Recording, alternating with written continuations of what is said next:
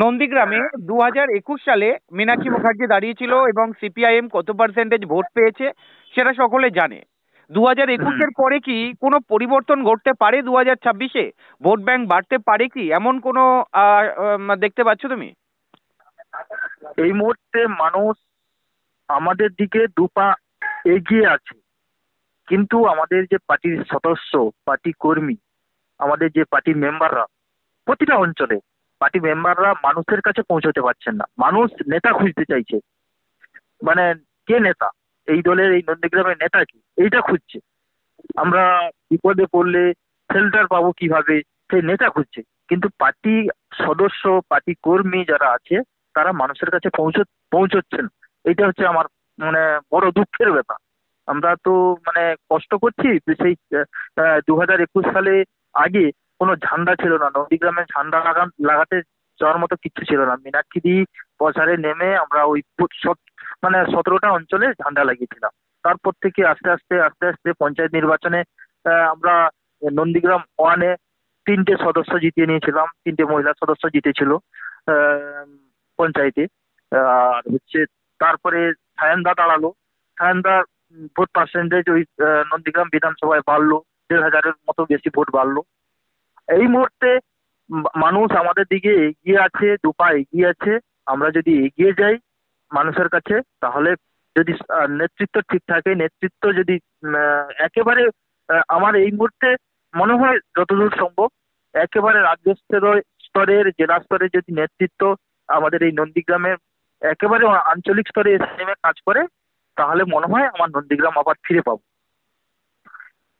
নন্দীগ্রামে বিজেপি তৃণমূলের মধ্যে এবারে যে সমবায় সমিতি নির্বাচন হলো, সেটিং তত্ত্ব সামনে এলো।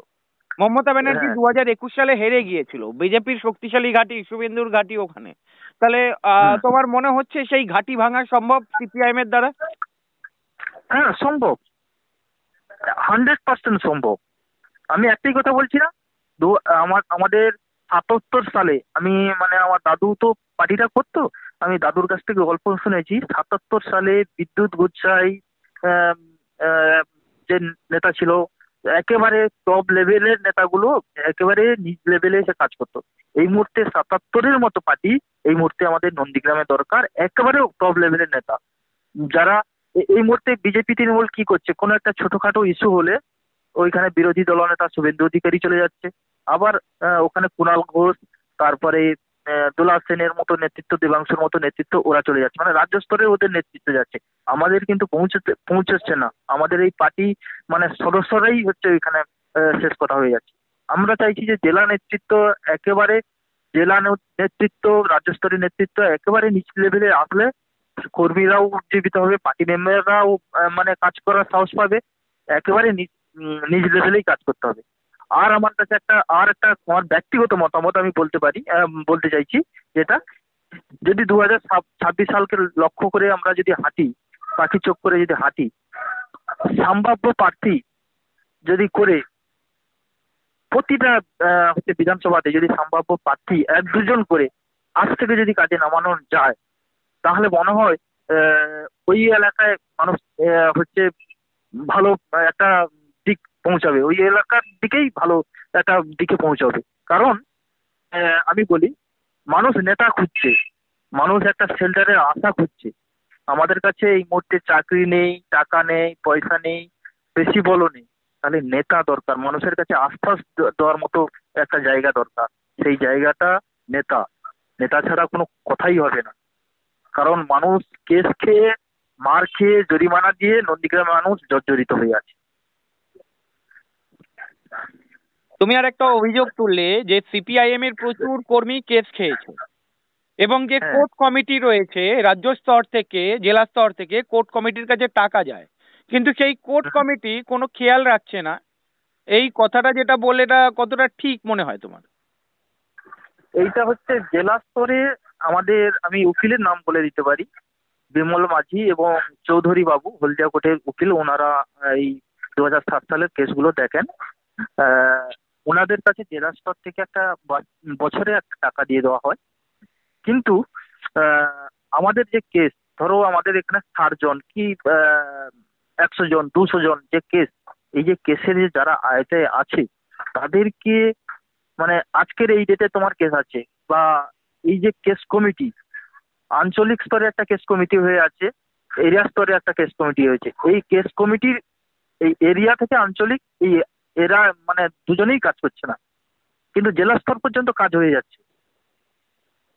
পরিতোষ পট্টনায়ক নিজেই নিজেই হচ্ছে উকিলের হাতে টাকা দিয়েছে এই রিসেন্ট 3 মাস আগে। মানে পরিতোষ ভালো উকিল ছেলে। বাবুরা কাজ করছে না কিছু? উকিল বাবুরা কাজ করছে, উকিল বাবুরা কাজ করছে। নন্দীগ্রামে একটাই এখন মানে চিত্র হয়ে দাঁড়িয়ে আছে, ঘর ছাড়া হয়ে যাওয়ার পর বহু মানুষ তো বাইরে বাইরে গিয়ে কাজ করতো, তারা সেই পেশাটাকে সঙ্গে জড়িত হয়ে আছে, কেসকে পেশার সঙ্গে জড়িত হয়ে আছে। ওরা দিনের পর দিন বাইরে থেকে যাচ্ছে, কারণ নামে ওয়ারেন্ট বেরিয়ে আসছে। আমরা যতটুকু পারি সেলটা দিচ্ছি। এই মুহূর্তে নন্দীগ্রামের একেবারে সব থেকে যেই কেসটাকে নিয়ে মমতা ব্যানার্জি ক্ষমতায় এলো, রাধারানী আড়ির কেস। রাধারানী আড়ির কেস আমরা 21 সালের পরে রাধারানী আড়ির কেসটাকে তুলতে পেরেছি। রাধারানী আড়িকে নিয়ে জবানবন্দি দিয়ে তুলতে পেরেছি। ভিগুরাম পাইকের কেস আমরা তুলতে পেরেছি। ওখানে ছিল ভিগুরাম পাইকের কেসে 34 জন ছিল, ওইটাকে আমরা হচ্ছে তুলতে পেরেছি। রাধারানী আড়ির কেস তুলতে পেরেছি, ফণীন্দ্র মণ্ডলের কেস তুলতে পেরেছি। আরো কিছু কেস আমরা তোলার চেষ্টা করছি। ওখানকার সদস্য সংগ্রহে বেরোয় কি? সদস্য সংগ্রহে তো প্রথম কথা বলি, আমাদের শাখা গুলো হয়ে গেল। শাখাগুলো শাখা সম্মেলনে একটা আমাদের ডাক দেওয়া ছিল যে জনসংযোগে বেরোতে হবে, গণ অর্থ কালেকশন করতে হবে, আর হচ্ছে শাখা সম্মেলনে বেরোতে হবে। কিন্তু কেউ কোনো মানে শাখাতে বেরোয়নি। একটাই শাখা, গোকুলনগর শাখা বেরিয়েছিল। ওই শাখা বেরিয়ে সম্মেলনটা হচ্ছে একেবারে সমাবেশ টাইপের করে সম্মেলন করেছিল, শাখা সম্মেলন। আর কোনো বেরোয়নি। এই এরিয়া সম্মেলনকে লক্ষ্য করে গোকুলনগর শাখা, গোকুলনগর অঞ্চল কমিটি, ওরা হচ্ছে আজকে তেখালি বাজার কালেকশন করছে। একেবারে যেখানে একেবারে গন্ডগোলের আঁতুড়ঘর ওই জায়গায় কালেকশন করছে। আর হচ্ছে এই মুহূর্তে যুবরা হচ্ছে নন্দীগ্রাম বাজারে সকালেই কালেকশন করেছে। আর এই মুহূর্তে আর কোনো অঞ্চলকে আমি দেখতে পাইনি যে কালেকশনে বা জনসংযোগে বাড়ানোর জন্য। তুমি কোন শাখায় আছো? আমি গোকুলনগর শাখায় আছি। আমি একেবারে গারুপাড়া, অধিকারী পাড়া, যেখানে গন্ডগোলের সূত্রপাত, সেই জায়গা আমার বাড়ি। আর আমি হচ্ছে তেখালি বাজারে প্রথমেই হচ্ছে পার্টি অফিস তৈরি করি। নন্দীগ্রাম বড় পার্টি অফিস, আমাদের এরিয়া পার্টি অফিস খোলার পরেই তেখালি বাজারে আমাদের দুটো পার্টি অফিস ছিল। একটা পার্টি অফিস একেবারে 2007 সালে নিশ্চিহ্ন করে দিয়েছিল, আর একটা পার্টি অফিস পুড়িয়ে দিয়েছিল। ওটা অ্যাডভেস্টারের চাল ছিল, চারিদিকে খালি লিল্টন পর্যন্ত ওয়াল ছিল। ওই ওয়ালটা আমি তৈরি করতে যাই, সেই সময় আমার উপরে আক্রমণ হয়, বিজেপি তৃণমূলের আক্রমণ হয়। পরিতোষ পট্টনায়ক নিজেই উপস্থিত থেকে ছিলেন সেই সময়, উপস্থিত থেকে হচ্ছে পার্টি অফিসটা তৈরি করা হয়েছে। এই মুহূর্তে নন্দীগ্রামে বড় পার্টি অফিস বলতে তেখালি বাজার আর হচ্ছে নন্দীগ্রাম, দুটো পার্টি অফিস।